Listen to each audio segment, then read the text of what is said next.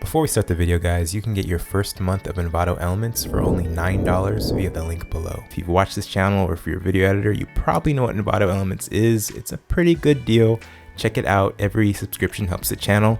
All right, let's get into this video. And how's it going, guys? Josh Olufemii here, live from LA. And I got my bro, Dave. Dave is such an incredible, awesome person.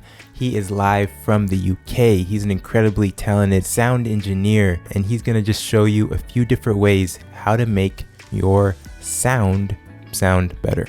In the link to this description is another tutorial from Dave that you need to see. It'll probably be the most important tutorial that you watch all year. It's a bold statement. Make sure to click and watch that tutorial in the link after you watch this tutorial you're about to watch.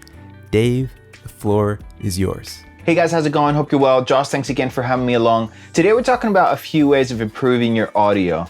Now, these are little tips that'll help you in pre-production and post-production. Number one, really simple, but you want to be as close to the microphone as possible, just to minimize that ambient echo sound you get from every room and to maximize the clarity of your voice. Now, for example, if I'm talking like this, you can probably hear me quite clear because I've got the microphone right there.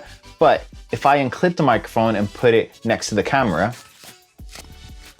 like right now, you can't hear me as well because the microphone's on the camera. You probably hear the echo of the room and the reflection of my voice hitting the walls, so not ideal.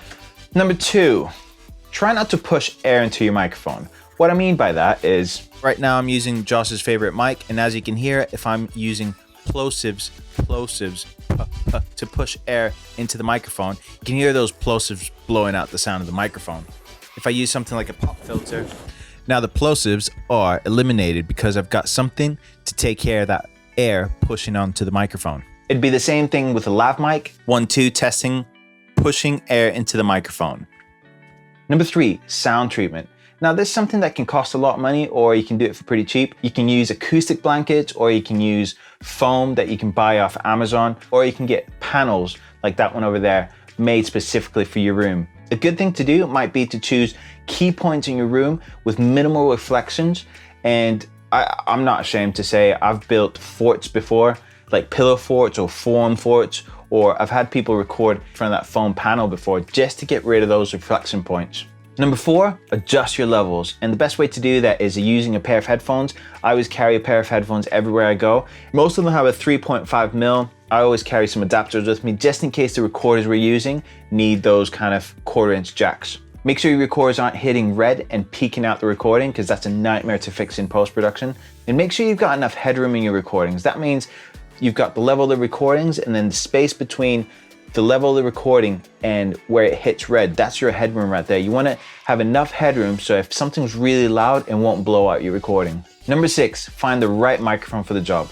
Now, sometimes it might be good using lav mics like this one right here, or using some kind of shotgun mic on the camera if you're in a vlog situation, or a boom mic that would come over the top and would be just out of frame.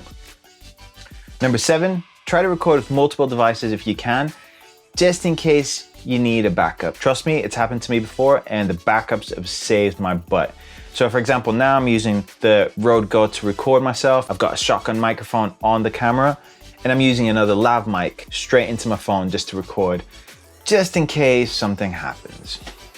Number eight, make sure you always record ambient sound, just in case you need it.